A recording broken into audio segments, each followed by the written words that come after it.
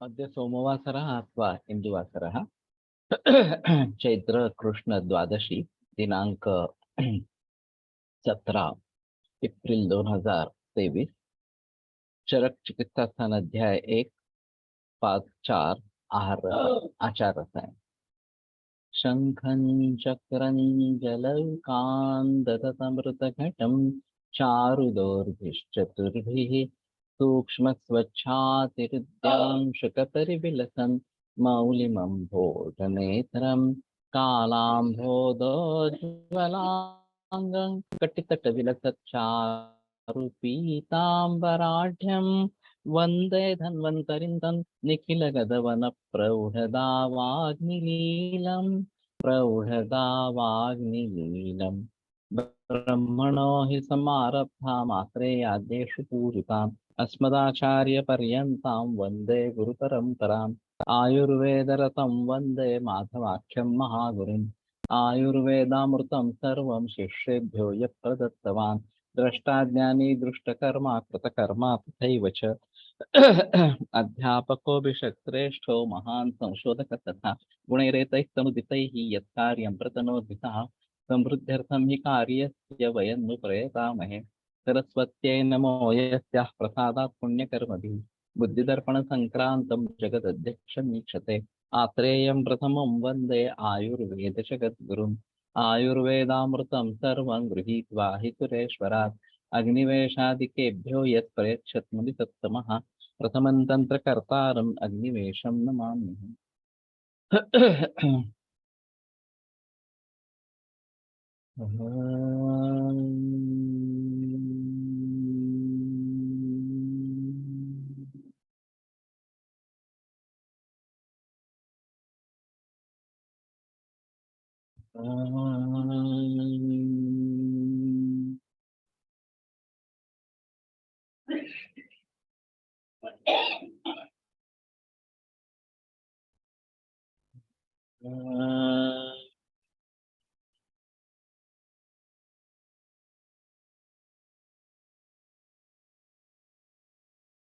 ओम शांति शांति शांति।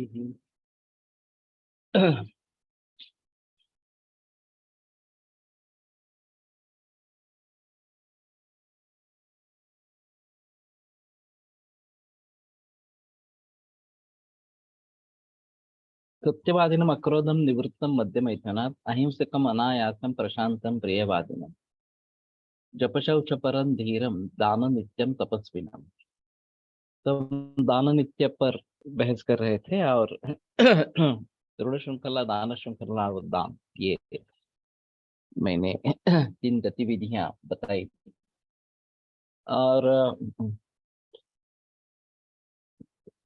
जितना हर व्यक्ति के लिए हो सके उतना इसमें से प्रयास करे, ऋण श्रृंखला में, दान श्रृंखला में या दान देने में। इस प्रकार तपस्विनम तो तपस्वी होना है, तप आचरण इस प्रकार का करते रहना है। तो मैं थोड़ा ये उपनिषद के बारे में देख रहा था। तो भृगु को बार बार वो बताते रहते हैं कि तप करो इस प्रकार से। एक बार अन्नमय कोश को समझ लिया, फिर प्राणमय कोश वगैरह वगैरह इस प्रकार के बारे में। लेकिन स तपस्तप्त्वा फिर से तप का आचरण करके वो फिर से वापस आ गया, इस प्रकार की कहानी वहां पे है। तो तपस्वी होना, अपने शरीर को ताप देना इस प्रकार से थोड़ा सा, और एक विशिष्ट वर्तन नियमों से वो करना है। तो ये तपस्वी होना ये आवश्यक इस प्रकार का रहेगा। देवगो ब्राह्मणाचार्य गुरु वृद्धार्चने रतम। तो देव गो ब्राह्मण आचार्य गुरु वृद्ध, आचार्य और गुरु अलग अलग किए हैं, ये भी थोड़ा सा अलग है। इनके अर्चना में रत, तो इनकी पूजा करना, उनका आदर सत्कार करना, इसमें जो रत इस प्रकार का हो। तो ये देवगो ब्राह्मण आचार्य ये बार बार इस प्रकार का आता रहता है।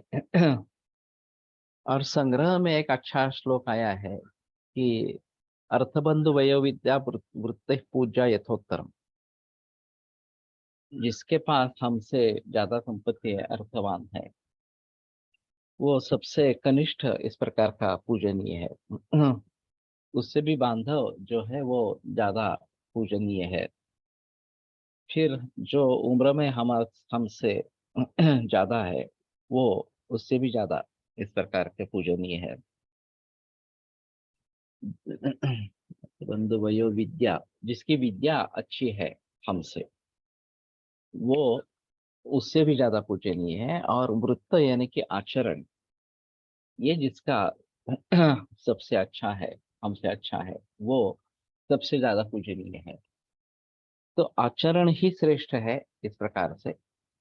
और वो अगर अच्छा है तो वे वो व्यक्ति हमारे लिए ज्यादा पूजनीय हो, चाहे वो पढ़ी लिखी न हो, चाहे उम्र में कम हो, फिर भी जिसका आचरण अच्छा है वो हमारे लिए ज्यादा महत्वपूर्ण है। तो ये सभी थोड़े श्रेष्ठ इस प्रकार के दर्जे के है। तो इनकी अर्चना करना, ये इसमें रत रहने वाला। आनुशंस्य परम, कि जो अनुशंस्य क्रूरता, तो क्रूरता नहीं होने वाला इस प्रकार का।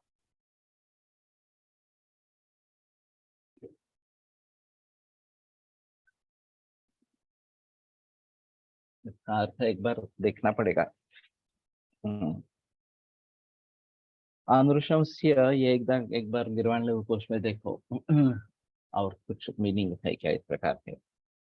नित्यं करुण वेदनम, नित्य करुणा जानने वाला, समझने वाला इस प्रकार का। करुणया तत्वानि पश्यति इति करुण वेद। समजागरण स्वप्न, जागरण और स्वप्न दोनों सम इस प्रकार के हो। तो जहाँ जो उचित है वो करने वाला। इस प्रकार से कि रात को हमें कम से कम 8 घंटे की नींद चाहिए। थोड़े बुढ़ापे में कम होती है, 6 घंटे तक हो सकती है, लेकिन 8 घंटे की तो नींद होनी चाहिए। तो 9 बजे सो जाएंगे और 5 बजे उठेंगे तो बेहतर तरीका इस प्रकार का। और फिर पूरा दिन काम करते रहना है, विविध प्रकार के जो उद्योग है वो करते रहना है इस प्रकार से। नित्यं क्षीर घृताशीन, तो नित्य घृत और क्षीर के साथ अन्न सेवन करने वाला इस प्रकार से। तो भी ये भी एक सात्विक वृत्ति के लिए आवश्यक इस प्रकार का रहेगा। और यहाँ पे निश्चित रूप से देसी गाय का ही दूध और घी यही लेना है, इसमें संदेह की बात नहीं। लेकिन ये खुद एक रसायन है, श्री कृताशन इस प्रकार का। देश काल प्रमाण ज्ञ, देश काल प्रमाण जानने वाला इस प्रकार का। तो कालानुरूप या देशानुरूप जो भी कुछ करना है, ये करना उचित इस प्रकार का रहेगा। और प्रमाणों को जानने वाला, खास करके शब्द प्रमाण जो है वो जानने वाला इस प्रकार का। युक्ति नियम, और फिर भी युक्ति अलग बताई गई कि युक्ति को समझने वाला, अनहंकृतम, अहंकार जिसमें नहीं है इस प्रकार से। शस्त्राचारम, जिसका आचरण प्रशस्त इस प्रकार का हो, असंकीर्ण। और संकीर्णता नहीं होनी है। अनेक असंकीर्ण भोजी इस प्रकार का क्या है यहाँ पे, अनेक परस्पर विरुद्ध वगैरह इस प्रकार के पदार्थ एक साथ सेवन करने वाला, तो ये भी नहीं होना है इस प्रकार से। अध्यात्म प्रवणेन्द्रिय, और अध्यात्म में इंद्रिय, जिसकी इंद्रिया लग गई है उसी में उसको रुचि है इस प्रकार का। उपासितारम वृद्धानाम आस्तिकानाम जितात्मना, से उपासना करने वाला वृद्ध, आस्तिक और जितात्मा, इन लोगों का। तो ऊपर एक आ गया है एक्चुअली वृद्ध इस प्रकार से। फिर से वहां पे अर्चना बात की है और यहाँ उपासित इस प्रकार का कहा है। तो एक थोड़ा नजदीक उनके रहने वाला उपासिता का अर्थ उपाजिक असं जिनके समीप रहने वाला इस प्रकार का।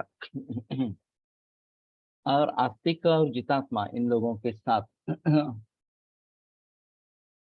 अनिष्ठुरतायाम कारुण्य। तो क्रूरता नहीं होनी चाहिए।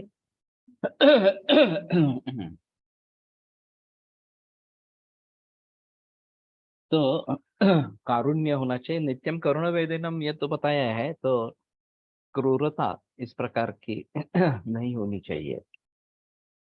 ये एक अजीब बात है। कश्मीर फाइल्स जब देखा और इतने सारे लोगों को मारते हैं गोली डाल मार के इस प्रकार से, और छोटे बच्चे भी है, औरतें भी है उसमें। तो इतनी क्रूरता कहाँ से आती है? ये एक सोचने की बात।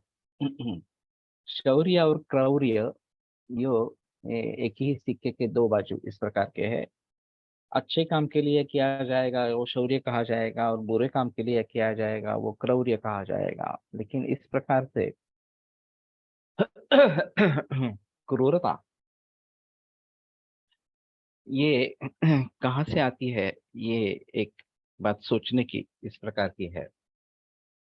अभी कल एक उदाहरण मैंने सुना कि कोई एक युवा लड़की अपने ही हाथ को ब्लेड से काटती रहती थी। और समझ में कारण नहीं आ रहा था कि ये अपने को ही इतनी सजा क्यों दे रही है इस प्रकार से। फिर बाद में थोड़ा थोड़ा पता चला कि ये उनके पिता के पिता, दादाजी, ये नाजी सैनिक थे। और फिर जो लोगों की जो हत्या हिटलर ने की उसका एक हिस्सा बन गए। अब ये जो गिल्ट, बाद में उन्हें गिल्ट रहा कि मैंने अपराध किया है, मासूम लोगों को इस प्रकार को मैंने मार दिया है। इस प्रकार से दहशतवादियों के बारे में भी यही सिलसिला रहेगा बाद में।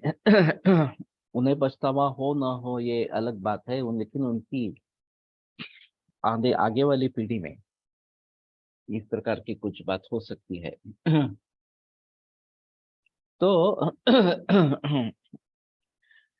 अभी वो तो चल बसे थे। उनके पिता थे, लेकिन उनको भी इस प्रकार का महसूस होता रहा था। अब ये पीढ़ियों में इस प्रकार से होना ये थोड़ा अजीब बात है। हमारे यहाँ आत्मा एक शरीर से दूसरे शरीर में चला जाता है, संस्कार लेके चला जाता है इस प्रकार से। कर्म जो है उसके संस्कार लेके चला जाता है, उसको भुगतना पड़ता है, ये तो बात सही है। लेकिन ये आगे वाली पीढ़ी में इस प्रकार का होना ये थोड़ा अजीब इस प्रकार का है। तो उसके आधार पर उसको कुछ यौगिक प्रक्रियाएं बताई गई, शिरोधारा की गई। शिरोधारा करने के बाद वो बेकाबू इस प्रकार की हो गई, बहुत गुस्सा कर गई इस प्रकार से। और फिर धीरे धीरे उसको रिवील होने लगा कि ये पूर्वजों का इस प्रकार का फल है। अब सत्वज भाव मैं थोड़ा देख रहा था चरक शारीरकम तीसरे अध्याय में, आत्मज भाव और सत्वज भाव ये दोनों अलग अलग है। पूर्वजन्म पुनर्जन्म ये आत्मज भावों से संबद्ध है, लेकिन अस्तिह खलु सत्वम औपपादकम ये जो बात बताते हैं। तो ये सत्वज भाव शायद इस प्रकार से आगे वाले पीढ़ी में आते हैं क्या, एक बार देखना पड़ेगा। और फिर इनके जो कारण समझ में नहीं आ रहा है कि इस प्रकार की टेंडेंसी, खुद को सजा देने की टेंडेंसी क्यों हो रही है इस प्रकार से। तो शायद इसके बारे में थोड़ा पता चलेगा। तो हम इस प्रकार के वृद्धों के उपासना करने वाले, उनके नजदीक रहने वाले वगैरह वगैरह इस प्रकार का अहरम वृत्ति कारण आहारम क्या है? कहाँ का शब्द ले लिया? हाँ,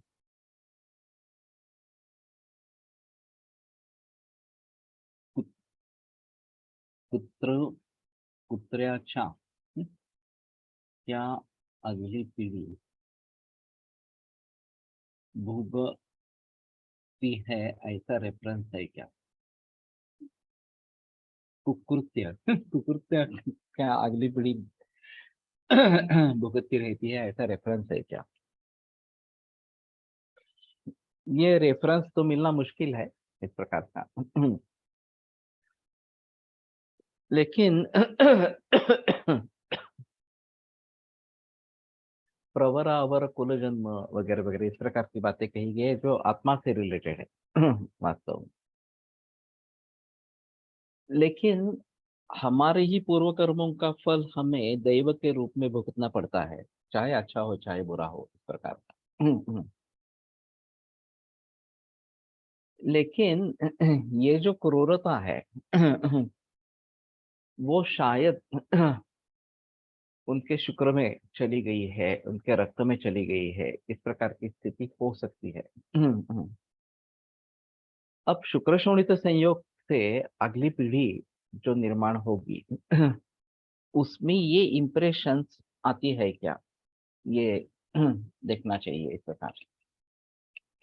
गर्भिणी अवस्था में खास करके अच्छे ही भावों के बारे में सोचना है, ये जो बात बताते हैं, आनंदी इस प्रकार से रहना है, तो उसके संस्कार गर्भ पर होते रहते हैं। और जो शुक्र शोणित संयोग इस प्रकार का हो जाएगा, उसमें अगर इसका इम्प्रेशन आता है, शायद हम सात्विक राजस और तामस प्रकृति की बात करें। शारीर प्रकृति के बारे में ग्रंथ में बहस काफी है, मानस प्रकृति के बारे में ज्यादा बहस नहीं है, चरकाचार्य ने बताया है इस प्रकार से। लेकिन ये भाव अगर जन्म से लेकर आ रहे हैं एज ए पार्ट ऑफ शुक्र एंड शोणित, तो आगे वाली पीढ़ी में इसके परिणाम होंगे इस प्रकार से। वास्तविक कर्म के अनुसार उसका फल मिलते रहना ये आत्मज भाव होगा। और ऐसे व्यक्तियों को जिन्होंने क्रूरता इस प्रकार की दिखाई है अगला जन्म या अगले अनेक जन्म जो भी होंगे वो काफी भुगतने पड़ेंगे इस प्रकार के हैं। लेकिन आगे वाली पीढ़ी में ये हो सकता है, ये तो शुक्र शोणित के जरिए इस प्रकार से हो सकता है। और ये संतान परंपरा के बारे में जब वाजीकरण में बताते हैं, अपत्य संतान कर्म यस्तम प्रहर्षणम, तो उसका जो बेटा होता है वो भी अच्छे शुक्र वाला इस प्रकार का होता है और इसलिए अपत्य की संतान हो जाती है। अगर इस प्रकार से अपत्य की संतान होती है तो ये भी शायद बात रहेगी कि उसके जो गुण दोष है वो भी अगली पीढ़ी में आएंगे इस प्रकार। और ये भी बात सही है कि पीढ़ीजात कोई इस प्रकार का प्रोफेशन है, व्यवसाय है, तो वो उनके खून में या उनके शुक्र में ही रहता है कि वो आसानी से वो कर लेते हैं अन्य लोगों की अपेक्षा। गुजराती मारवाड़ी इनके खून में ही प्रोफेशन है, बिजनेस है इस प्रकार से। अलगता से सिखाने की ज्यादा जरूरत नहीं पड़ती, सीख तो लेते हैं, वो अलग बात है इस प्रकार। So that may be his पुनर्जन्म, ये भी बात हो सकती है। अगर उसकी मृत्यु हो गई तो ये बात हो सकती है। लेकिन ये भी बात हो सकती है कि उसकी मृत्यु नहीं हुई है, फिर भी वो कैरेक्टरिस्टिक उस पोते में या पोती में आ रहे हैं इस प्रकार से। तो इस प्रकार के संस्कारों का क्या करें? तो उससे बचने का कोई रास्ता है क्या? उससे दूर होने का कोई रास्ता है क्या इस प्रकार से? एक Ayurveda and life time impression करके एक लाड़ सर के छात्र की किताब है अंग्रेजी में।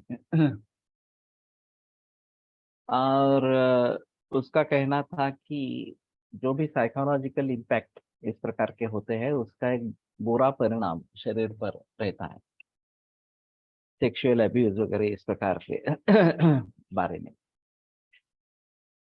और सेक्सुअल अब्यूज तो काफी कॉमन है। जब आमिर खान की सीरीज देखी थी सत्यमेव जयते तो 52% लोगों में सेक्सुअल अब्यूज का सामना करना पड़ा है इस प्रकार का बचपन में, इस प्रकार या टीन एज में। तो ये काफी खतरनाक है। और फिर इसका एक इम्प्रेशन जम जाता है। इसमें पूर्व जन्म से इस प्रकार के इम्प्रेशंस आते रहते हैं क्या? ये एक Ayurveda in life time impressions, ये किताब का नाम। तो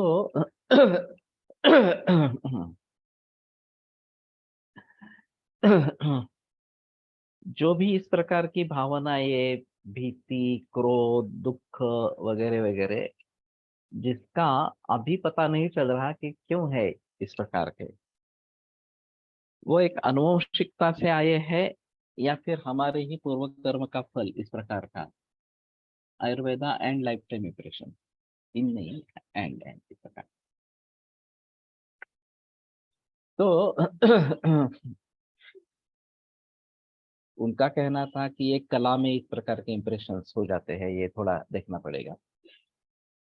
लेकिन इम्प्रेशंस होते हैं और जब तक वो बात बाहर नहीं निकलती, शल्यम उद्धार्याणाम, ये एक अग्र संग्रह है।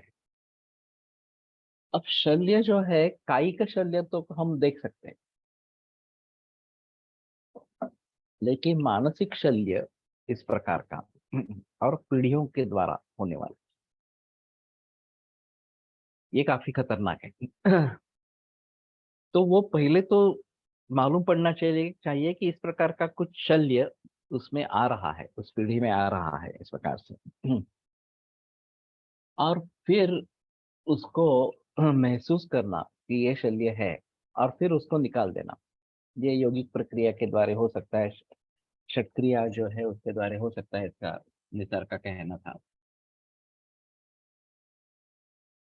तो बचपन से लेकर या गर्भिणी अवस्था से लेकर हम सभी को इसके बारे में सोचना है। तो गर्भ संस्कार में ये एक अहम मुद्दा इस प्रकार का है। अभी क्या खाना है, क्या पीना है, क्या क्या दवाइयाँ लेनी है, ये इसके बारे में काफी बहस होती रहती है। लेकिन जो संस्कार कैरी कर रहे हैं माता पिता से या उनके माता पिता से, उनके माता पिता से इस प्रकार से, या पूर्व कर्म, उस व्यक्ति का जो जो आत्मा उसमें प्रविष्ट हुई है उसका पूर्व कर्म किस प्रकार का है, इन सभी बातों को ध्यान में रखते हुए ये सोचना है। तो मैं थोड़ा इसके बारे में देख रहा था कि सत्वज भाव और आत्मज भाव, हमने तो एक बार पढ़ लिए है ये सभी अब। लेकिन वही टेक्स्ट दूसरे किसी कॉन्टेक्स्ट में सामने आता है तो एक अलग इस प्रकार का रहेगा। सुइसाइड करने वाले क्या मानसिक शल्य के साथ पीड़ा होते होंगे, पैदा होते होंगे, जो इस जन्म की नॉमिनल कठिनाई में भी जीवन समाप्त कर देते। ये बात हो सकती है। अभी इसी जन्म में उनको ऐसा लगता है कि दूसरा कोई चारा नहीं है, और इसलिए खुदकुशी करने पर मजबूर हो जाते हैं। लेकिन इसमें दो बातें हैं, एक निगेटिव थिंकिंग में अटक जाते हैं, पॉजिटिव मार्क कुछ सोचता नहीं है, सामने आता नहीं है। और फिर ये सुइसाइड की टेंडेंसी हो सकती है। उसको रोकने के लिए कोई ठोस कारण हो, जैसे कि बच्चे हैं उनके लिए जिंदा रहना है वगैरह वगैरह इस प्रकार। तो बच पाते हैं। ऐसी कोई नहीं है तो फिर खुदकुशी कर लेते हैं। तो ये केवल उस जन्म का परिणाम है या पिछले जन्मों का भी परिणाम है, ये थोड़ा देखना पड़ेगा, या पूर्व पीढ़ियों का परिणाम है, ये थोड़ा देखना पड़ेगा। ये नया ही विचार है अभी इस प्रकार से। पीढ़ियों में जो आ रहा है, आनुवंशिकता से जो आ रहा है, वो कैसे सोचेंगे ये। अगर हम हिस्ट्री ले लेंगे कि तुम्हारे माता पिता कैसे थे, उन दादा दादी नाना नानी कैसे थे, इस प्रकार से, तो शायद ये बात आगे आएगी। और फिर उसको कैसे करना है, ये देखना चाहिए। मैंने एक अजीब उदाहरण सुना था इनफर्टिलिटी के बारे में। नाड़ी पट्टी देखी गई और फिर उन्होंने कहा कि पिछले जन्म में तुमने किसी की सगाई तोड़ी थी। वो शादी करना चाहते थे, तुम शायद माता पिता इस प्रकार के थे और तुमने अनुमति नहीं दी, तो शादी नहीं हो सकी इस प्रकार। तो उनको तुमने ठेस पहुंचाई है और वो भी इस जन्म में आ गए हैं और फिर से वही सिलसिला चल रहा है। तो तुम उनसे माफी मांगो। और उन्होंने कहा कि ये तुम्हारे नजदीक ही रहने वाले हैं, ये दोनों इस प्रकार से। तो हर रोज उनसे मन से माफी मांगो। उनको मिलना है वगैरह ऐसा भी कुछ नहीं है, लेकिन माफी मांगो। तो उसने शुरू किया और एक 2-3 महीने में वो कंसीव हो गई, लड़का हो गया। अब ये बड़ा अजीब माहौल है। ये तो आत्मज कर्म ही रहेगा। अगर ये बात सही है कि पिछले जन्म ने इस प्रकार से उसका कुछ किया था, और फिर उसकी माफी मांगी, क्षमा याचना की, और फिर ये हो गया। अब कोई कहेगा कि ये काकताली न्याय से भी हो सकता है, साइकोलॉजिकल इफेक्ट भी हो सकता है, प्लासिबो इफेक्ट हो गया इस प्रकार से। जो भी हो, कार्यकारण कैसे ढूंढे ये एक अलग बात इस प्रकार का है। एस्ट्रोलॉजी से पता चलता है। तो ये बात हो सकती है।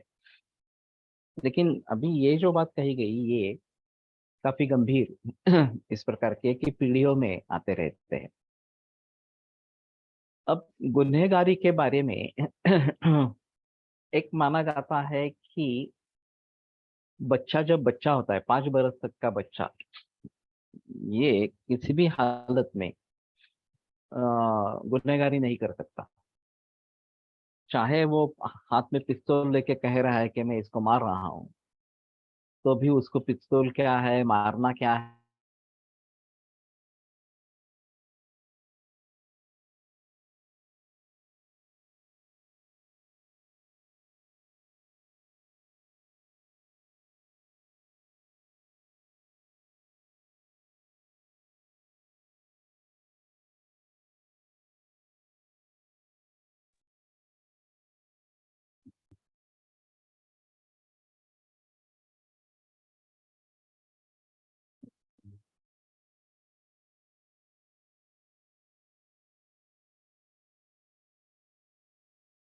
बीच में कनेक्शन चला गया, फिर अभी आ गया फिर से।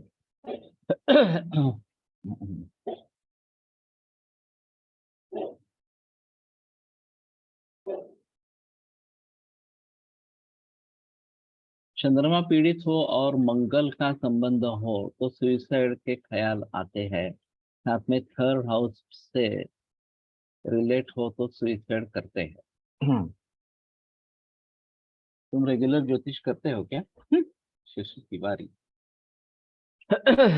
आयुर्वेद के साथ। तो मुझे एक बार पता वगैरह ये सब शेयर करो तो। No comment. तो कहने का तात्पर्य आपसे ये है कि ज्योतिष से अगर उसके बारे में कुछ पता चले तो ठीक है।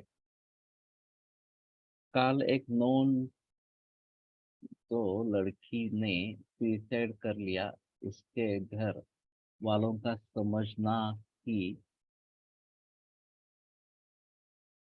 पूर्व कर्म का फल है।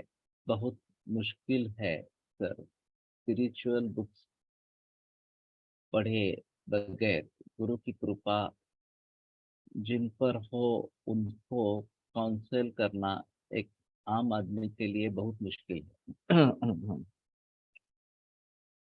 लेकिन हमें कारणों का पहले पता तो चलना चाहिए। अगर कारणों के बारे में पता चले तो ही उसके बारे में हम कुछ सोच सकते हैं इस प्रकार से।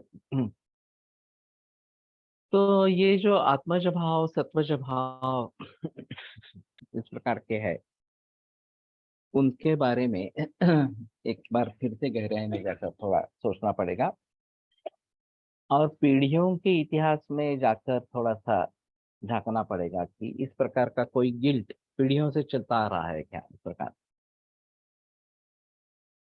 आगे आगे ये गिल्ट कम भी हो जाता है, ये भी बात हो सकती है।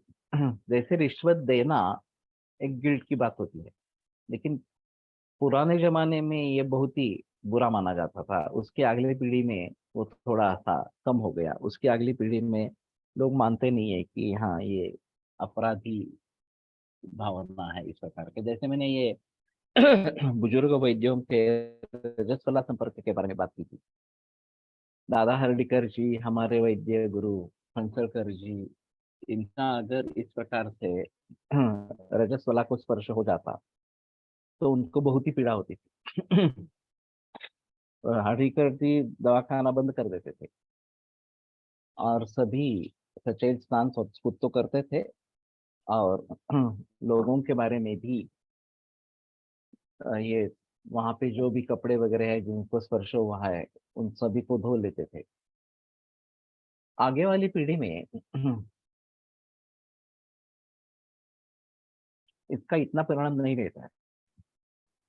हमें जब पता चलता है किसी मरीज को देख रहे हैं और वो कह रहे हैं कि उसकी पीरियड चालू है, तो हम अभी इस प्रकार से रिएक्ट नहीं करते हैं। तो ये संस्कारों का परिणाम किस प्रकार से कब तक रहेगा, ये अलग बात है। नए संस्कार भी उभरते रहेंगे और पुराने संस्कारों के बारे में परिवर्तन आता रहेगा। नीति नियम भी जो है वो बदलते रहते हैं, ये भी बात है। ऐसा मत करो ये बुरा है। इस प्रकार से हमें बुजुर्ग लोग कहते हैं, हमारे समझ में नहीं आता कि ऐसा क्यों कह रहे हैं। लेकिन उन्होंने शायद उसके बारे में अनुभव किया है, इसलिए वो इस प्रकार से है।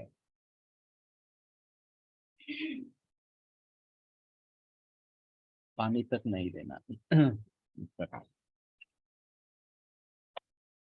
तो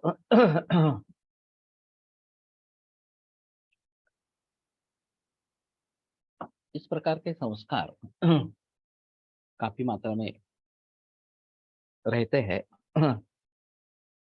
और सही क्या है गलत क्या है ये अनुमान लगाना काफी मुश्किल होता है। लॉजिक क्या दे इसका।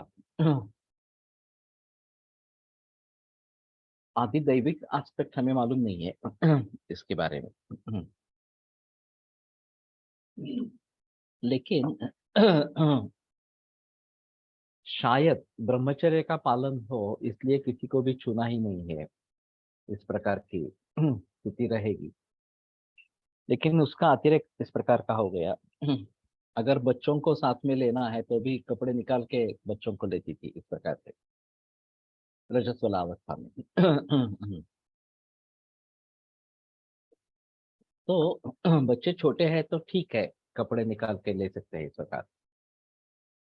लेकिन ये बात कही जाती थी कि नहीं ये अशुभ है, नहीं करना है इस प्रकार से। तो अभी हमारे यहाँ जो सद्वृत्त है उसको नाकरा में चरकरा लोष्ट बलि स्नान भुवो न चल, ये सूत्र आ गया। तो बलि जहाँ पे दिया जाता है, स्नान भूमि जो है शर्करा लोष्ट वगैरह इसका आक्रमण नहीं करना है। इसके ऊपर से नहीं जाना है। अब लोगों के समझ में नहीं आएगा कि ये ऐसा क्यों बताया गया है। उसमें ग्रहबाधा होने का खतरा है, इसलिए ये नहीं करना है। तो ये अगर पता नहीं चले हमें, तो मूलाधार चक्र खुला है क्या, है क्या इसका मतलब है कि यमगे धर्मशास्त्र यामागे धर्मशास्त्राचा विचार आहे.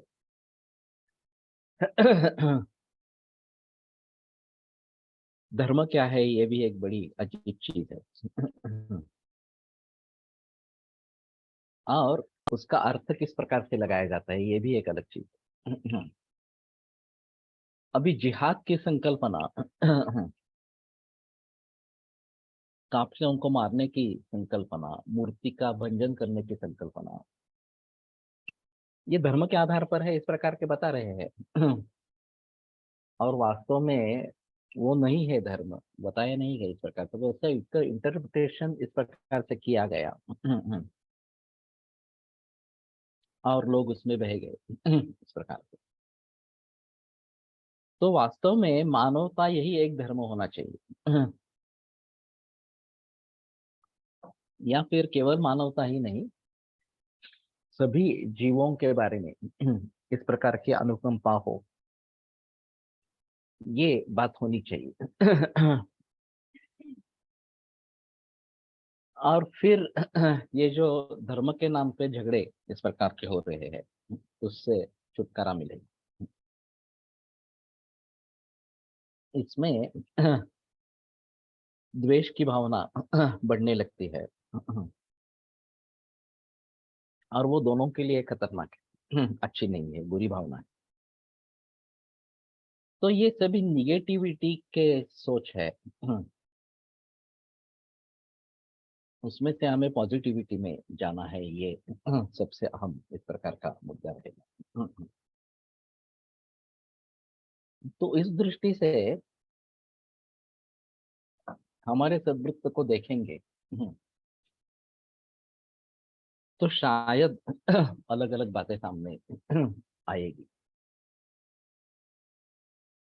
यहाँ धर्मशास्त्र परम विद्या, धर्मशास्त्र पर इस प्रकार का होना है। और धर्म क्या है, ये समझना काफी मुश्किल इस प्रकार की बात है।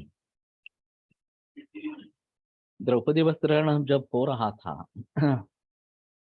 तो धृतराष्ट्र से लेकर भीष्माचार्य वगैरह, द्रोणाचार्य वगैरह सभी, और पांडव भी, ये मान रहे थे कि ये धर्म के मुताबिक ठीक चल रहा है, या धर्म के मुताबिक करना उचित है इस प्रकार से,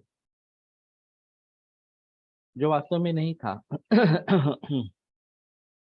और कृष्ण ने भी सुदर्शन चक्र लेके उसकी मुक्तता की, ऐसा भी नहीं है। उसने तो वस्त्र दे दिए द्रौपदी को। वो रोकने की कोशिश नहीं की, वस्त्रहरण रोकने की कोशिश नहीं की। तो ये भी बड़ी अजीब बात है। तो धर्म क्या है, तो उसके बाद में शुकृष्ण ने द्रौपदी को जो उपदेश किया है, उसमें बताया है कि तुम पहले दुर्योधन दुशासन को माफ करो, क्षमा करो उनको, तभी तुम पांडवों को माफ कर सकोगे, क्षमा दे सकोगे। नहीं तो ये अंदर ही अंदर जलते रहते हैं इस प्रकार से। और लोग समझे कि ये स्वाभाविक है। इतना बड़ा हादसा होने के बाद इस प्रकार की रिएक्शन होना, ये तो स्वाभाविक है इस प्रकार से। और फिर महाभारत हुआ ही क्यों? इतनी बड़ी लड़ाई, इतने सारे लोग मारे गए। क्या कृष्ण को यह पॉसिबल नहीं था कि दुर्योधन दुशासन का वध कर दे, बाकी और कुछ नहीं करना है इस प्रकार? लेकिन नहीं हुआ है। अब इसका एक लॉजिक ऐसा बताता है कि सभी उसमें इन्वॉल्व थे और सभी को सजा भुगतनी चाहिए थी, भीष्माचार्य से लेकर वगैरह। भीष्माचार्य ने एक अजीब बात कही थी कृष्ण को, जब वो शरपंजरी थे, तो उन्होंने बताया कृष्ण कि मैं सदस्य जन्म पीछे गया, फिर भी मुझे इस प्रकार की दुर्गति का कारण नहीं मिल रहा है। तो श्री कृष्ण ने कहा कि और एक जन्म पीछे जाओ तो तुम्हें कारण मिल जाएगा। अब 67 जन्म पीछे जाने के बाद भी कारण नहीं मिल रहा है, 68वें जन्म में मिलेगा। ये किसको पता होगा। और वो कारण जानकर आगे क्या करेंगे, ये भी एक अलग बात इस प्रकार की रहेगी। तो उस समय में द्रौपदी वस्त्रहरण जब चल रहा था, ये केवल battle fought for land between cousins ये नहीं है। पांडवों ने जो डिमांड की थी वो केवल 5 गांव मुझे हमें दे दो, इतना कहा। पूरा राज्य भी नहीं मांग रहे थे, आधा हिस्सा भी नहीं मांग रहे थे। लेकिन कृष्ण को मालूम था कि ये कुछ भी नहीं देंगे और युद्ध अटल इस प्रकार का होगा, और वैसे ही हुआ। सूची के आग्रह पर रहने वाली भी जमीन नहीं देंगे, ऐसा उस पर समय दुर्योधन का बयान था। और धृतराष्ट्र ये सब देख रहा था फिर इस प्रकार से। तो कहने का तात्पर्य अर्थ ये है कि उस समय जो भी रिएक्शंस होती रहती है, जो भी प्रसंग होते रहते हैं, उनके पीछे लॉजिक कैसे ढूंढे। ये इस प्रकार से बुद्धि दुर्योधन दुशासन को क्यों हुई, क्या लॉजिक है इसका, इस प्रकार मुश्किल है। और फिर ये जन्म जन्म का परिणाम है, ये भी बात हो सकती है। पीढ़ियों का परिणाम है, ये भी बात हो सकती है। धृतराष्ट्र जिंदा है फिर भी ये बात हो रही है इस प्रकार से। तो इस प्रकार की शुक्र दृष्टि, हम मानस भावों के बारे में, शुक्र के बारे में नहीं सोच रहे हैं, मानस प्रकृति के बारे में, शुक्र दोष के बारे में नहीं सोच रहे।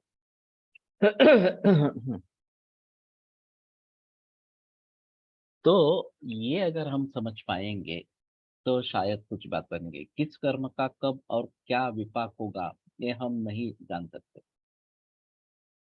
कर्म किंचित क्वचित काले विपाके नियतम महत् किंचित वकाल नियतम प्रत्येक प्रतिबोध्यते, चर्चा ने बात की है इस प्रकार से। और अचानक उस समय कर्म सामने आ जाता है या फिर उसको भुगतना पड़ता है। राम को क्या मालूम था, राजाभिषेक होने वाला था, अचानक कैकेयी और मंथरा ने ये सब किया और उसको वनवास जाना पड़ा। तो दशरथ को भी पता नहीं था, राम को भी पता नहीं था, किसी को भी पता नहीं था कि इस प्रकार से कुछ होने वाला है। तो दिव्य दृष्टि नहीं है हमारे पास, ये अलग बात इस प्रकार की रहेगी। वो ऋषि मुनि ही कदाचित जान सकते हैं इस प्रकार से। तो धर्म को जानना काफी मुश्किल इस प्रकार की बात है। और वहां पे कृष्ण का कहना था कि आपद धर्म एक अलग चीज होती। कि उस समय में पांडवों को, कौरवों को रोकना चाहिए था, उसके साथ युद्ध करना चाहिए था उसी समय इस प्रकार से। ये धर्मशास्त्र सम्मत नहीं है, हमारे आपद धर्म है अभी इस प्रकार से करके। लेकिन सभी धर्म की उस कल्पना से बाधित थे, पांडवों से लेकर द्रोणाचार्य, भीष्माचार्य वगैरह सभी, और धृतराष्ट्र भी। और इसलिए उस प्रकार का कुछ सोच नहीं पाए। ये एक अलग बात हुई। कौन सा पूर्व कर्म का फल कितने जन्म बाद मिलेगा, इसका कोई गणित होता है क्या। सभी कर्म के फल कर्मानुसार मिलते जाते हैं या रैंडमली मिलते हैं। ये तो नहीं बता सकते।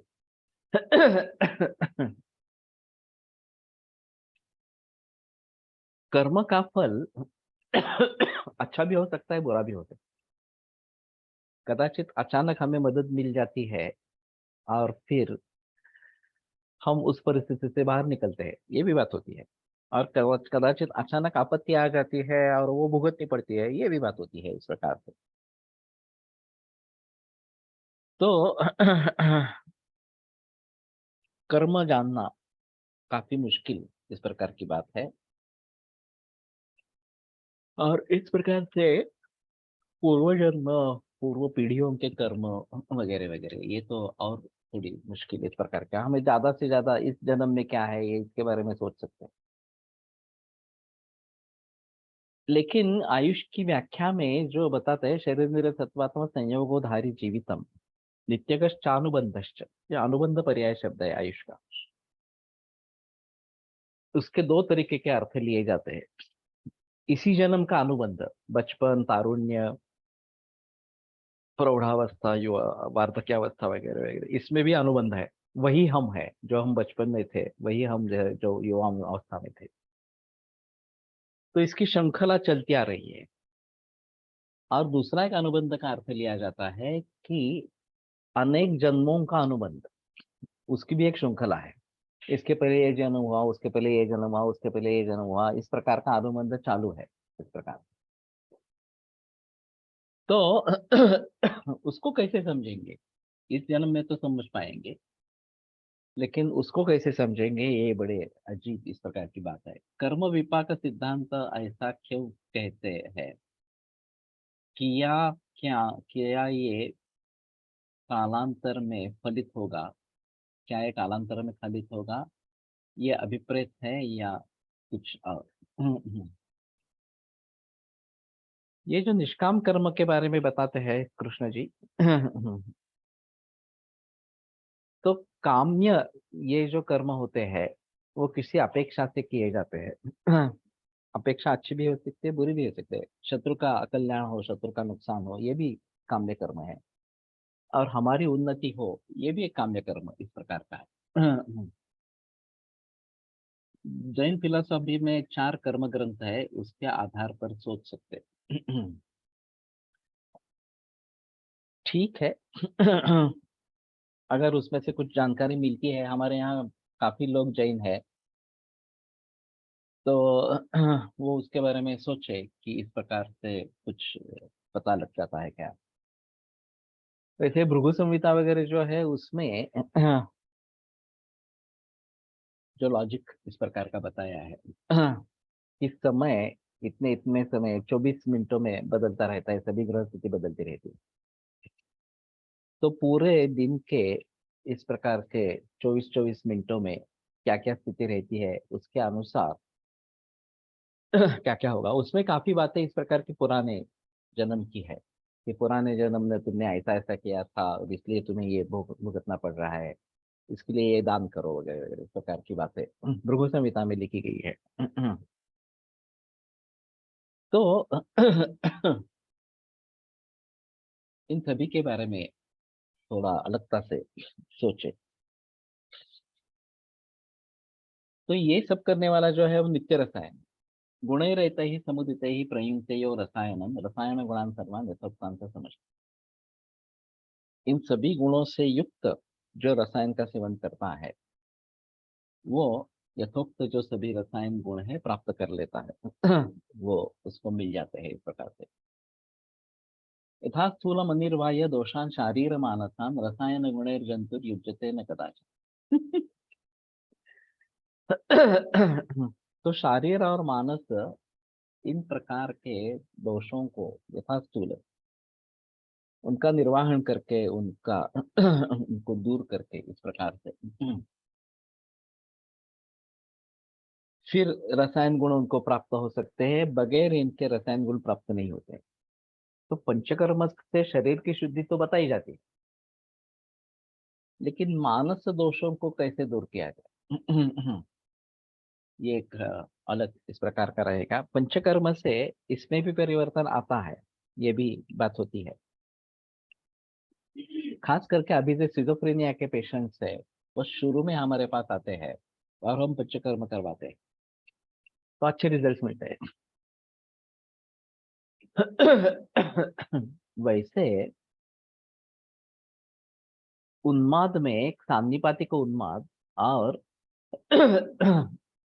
ग्रहोन्माद, जिसमें हिंसा के जरिए ग्रहोन्माद हो गया है, वो असाध्य है। बाकी साध्य है, लेकिन दिख तो नहीं रहा। एक तो हमारे पास मरीज ही नहीं आते, पहले एलोपैथी में चले जाते हैं, 5 7 8 10 बरस वहां निकालने के बाद हमारे पास आते हैं इस प्रकार। शुरू में अगर आते हैं और पंचकर्म से ये निकाल सकते हैं शारीरिक दोष, तो उसके साथ मानसिक दोष भी दूर हो जाते हैं, जो उसमें मन के घूमने के लिए जो प्रतिबंध होता है वो दूर हो जाता है इस प्रकार। और सर्वतो विपरीतम मनः, जो सभी जगह इस प्रकार का सैरभैर हो गया हो, वो मन शांत हो जाता है। फिर ये मानस दोष, काम क्रोध आदि विकार जो है, उनको कैसे दूर करेंगे? शोकज, आधिज, इस प्रकार के भी उन्माद है। किसी प्रिय व्यक्ति की मौत हो गई है, और धंधे में घाटा हो गया है वगैरह, इस प्रकार से दुख है, शोक है, इस प्रकार से कर्मफल अलीकडे हे ही आनंद आणता येतात, कर्मोदीर्ण किंवा लांबवताही येतात. मुमुक्षु साधक कर्मोदीर्ण करून पूर्वकर्म लवकर भोगून मोक्षाकडे शीघ्रतेने वाटचाल करतो, असे संदर्भ जैन तत्वज्ञानात आले आहेत. पातंजलि योग सूत्र में भी तुम्हारी इच्छा कितनी प्रबल है, मृदु मध्याति मात्रत्वात्, इस प्रकार का जो संवेग है वो योग शास्त्र में भी लिखा है। और फिर ये अगर बहुत प्रबल है तो आप सभी छोड़कर अध्यात्म के पीछे दौड़ पड़ते हैं इस प्रकार से। तो तीव्र तीव्र संवेगा नाम आसन्न, जिनका तीव्र संवेग है उनका समाधि जल्दी प्राप्त होता है इस प्रकार से। तो जैन साधु साध्वी या हिंदू धर्म में इस प्रकार के साधु साध्वी बन जाते हैं। हिंदू धर्म में साध्वियां ऐसा तो नहीं देखा है, इस्कॉन वगैरह जो सब चल रहा है, यहाँ ब्रह्म प्रजापिता ब्रह्म कुमारी में साध्वी जी है इस प्रकार से।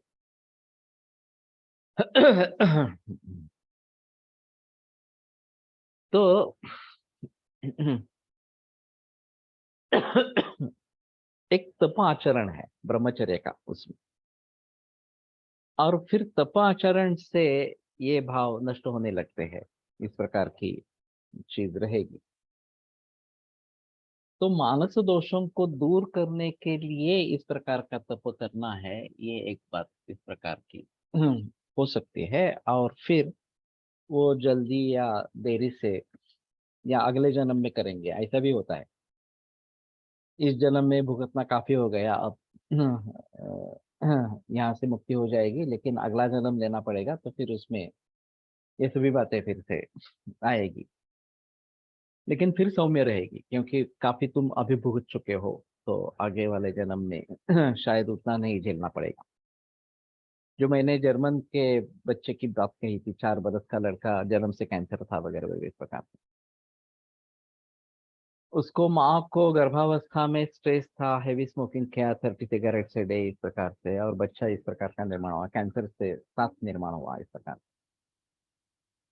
तो जब मैंने बोला कि तुम अकेले इसमें गिल्टी नहीं हो, अपराधी नहीं हो, ये बच्चा भी अपने साथ कुछ पूर्व कर्म लेके आ रहा है, केवल भुगतने के लिए लेके आ रहा है। अभी हमें मालूम नहीं उसका भुगतना पूरा हुआ नहीं होगा, हुआ, अगला जन्म आने वाला है नहीं आने वाला है, किस प्रकार का आने वाला है।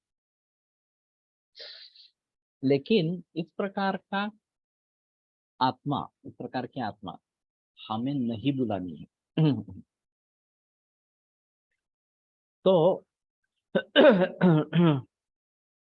जिसका पूर्व कर्म इतना बेकार इस प्रकार का हो, अच्छा पूर्व कर्म हो तो भी भुगतना पड़ता है, ऐसी भी चीज है।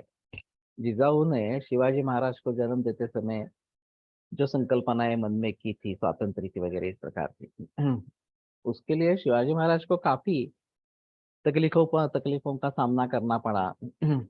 काफी ऐसे प्रसंग हुए जिसमें जान जा सकती थी इस प्रकार से। ज्ञानेश्वर का उदाहरण तो और भी अजीब है, सभी है, निवृत्ति ज्ञानेश्वर, सोपान मुक्ताई, इन बालकों को जो भुगतना पड़ा वो काफी गंभीर मामला इस प्रकार का है।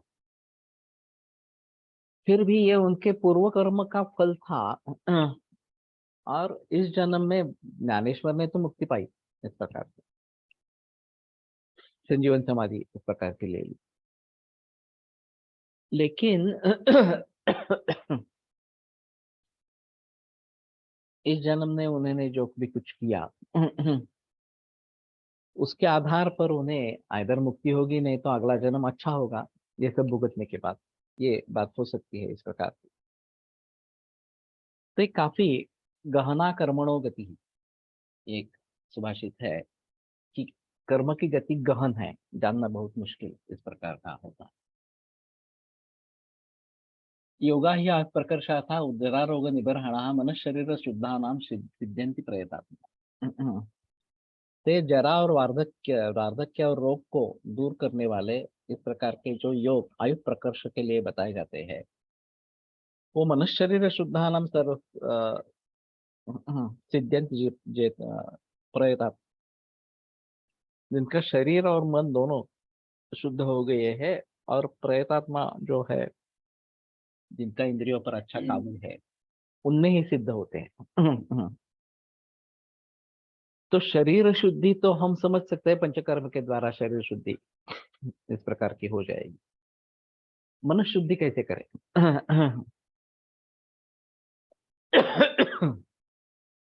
आगे सताम उपासनम सम्यक असतांश विवर्जनम वगैरह वगैरह बातें बताई गई है, मोक्षुणाम उदयनानि व्याख्यास्यामः करके। तो वो बात रहेगी कि हमें इनसे छुटकारा पाना है। हमारी जो ये आपत्ति है, काम क्रोधादि षड रिपु है, उनसे छुटकारा पाना है। तो शरीर जैसा मन भी शुद्ध हो जाना चाहिए।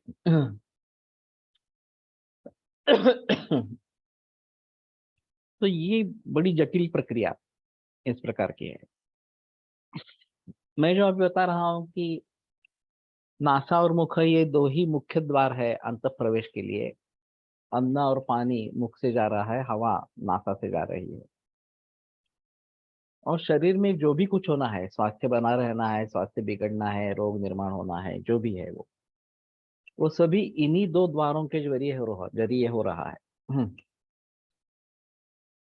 तो इसके आधार पर आयुर्योग के जरिए एक अलग चिकित्सा पद्धति बन सकती है, एक अलग निदान की पद्धति, एक अलग चिकित्सा पद्धति बन सकती है। कुछ लोगों का कहना होगा कि आयुर्वेद ही काफी है, योग को क्यों जोड़ देना है। योग वाले कहेंगे योग ही काफी है, आयुर्वेद को क्यों जोड़ना है। इस प्रकार से। लेकिन अगर दोनों का योग हो जाए तो हम ज्यादा अच्छी तरीके से इसमें सोच सकेंगे, प्रैक्टिस कर पाएंगे इस प्रकार से। और जो हमारे केसेस उलझते नहीं है, ये उससे से इससे सुलझाने लगेंगे। अभी हम उनको छोड़ देते हैं कि साध्य रुग्ण है, साध्य अवस्था है और फिर भी ठीक नहीं हो रहा। वो मान लेते हैं हाँ ठीक है, होता है, हम सभी को ठीक करेंगे तो हम ईश्वर बन जाएंगे। इस प्रकार से। लेकिन ये करने से हम कार्यकारण भाव ही छोड़ देते हैं, सोचते ही नहीं उसके बाद। तो हमें सोचना है तो कैसे सोचना है, ये अलग बात होगी। जिस प्रकार का आयुर्वेद हमने पढ़ा है मूल ग्रंथों के आधार पर, केस पेपर टाकला का रे, मी तुला सांगायचं विसरलं. जीएस वरती केस पेपर टाकून द्या, इंग्रजी मराठी दोन्ही टाकून.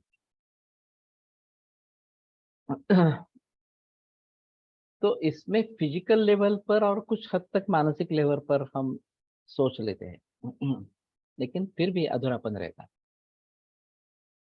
उसको दूर करने की कोशिश इसमें है। और इसमें अध्यात्म का भी एक बड़ा रोल है, ये सब बातें जानना। अध्यात्म विद्या विद्यानाम, ये जो चरकाचार्य ने कहा है उसको भी हमें साथ में रखना है इस प्रकार से। तो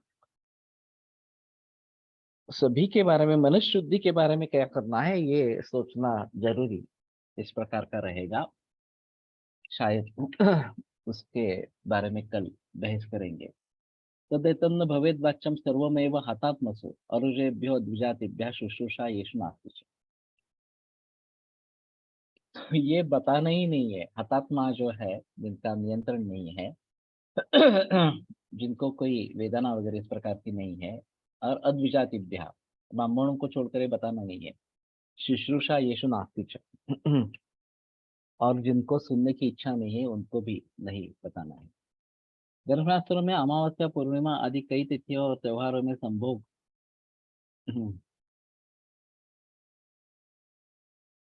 निषेध बताया है। यदि कोई इन दिनों में संभोग करे और गर्भ रह जाए तो अच्छी संतान प्राप्त नहीं होगी, वह किसी न किसी रूप से विकृत होती है।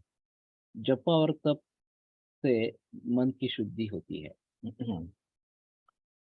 ठीक है, कल इसके बारे में बहस करेंगे और आगे बढ़ेंगे।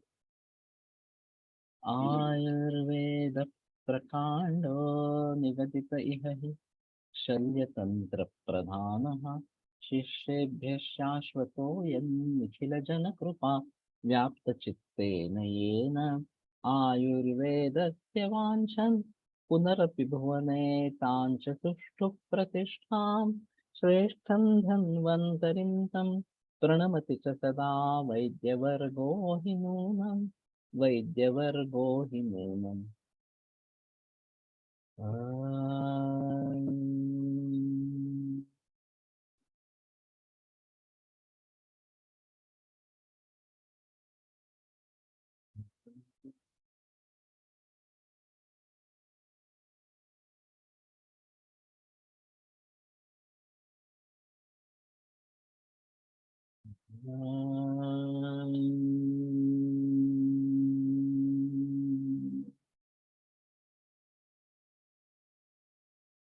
विरम्यते व्याख्यान व्यापारात् श्वः पुनरपि मिलिष्यामः।